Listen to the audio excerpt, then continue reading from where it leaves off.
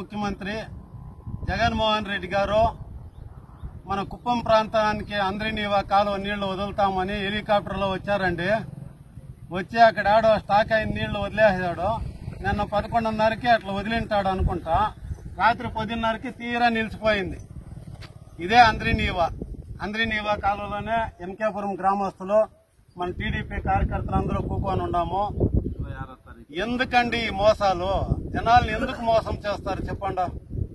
ఏమో చంద్రబాబు నాయుడు 88% పూర్తి చేశాడు, 400 కోట్లు ఖర్చు పెట్టి కాలువ కడితే 5 సంవత్సరాల నుండి 11% నిధులు విడుదల చేసే కాకుండా తెండకలాడి లాస్ట్ మూమెంట్ లో ఎన్నికల ఎలక్షన్ కోడ్ వస్తా ఉందని ప్రజల్ని యామారిద్దామని వచ్చి అంద్రినీవా కాలువ నీళ్లు వదిలేశారు.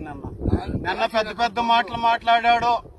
ఇంత అంతా కాదు, పెద్ద మాటలు లెక్కలేని తప్పులు చెప్పేసి కోట్లు ఖర్చు పెట్టి చంద్రబాబు నాయుడు తిట్టేకే సరిపోయింది వారి మీటింగ్ అంతాను. అందరూ చూశారు, వీడియోల్లో చూశారు, టీవీల్లో చూశారు.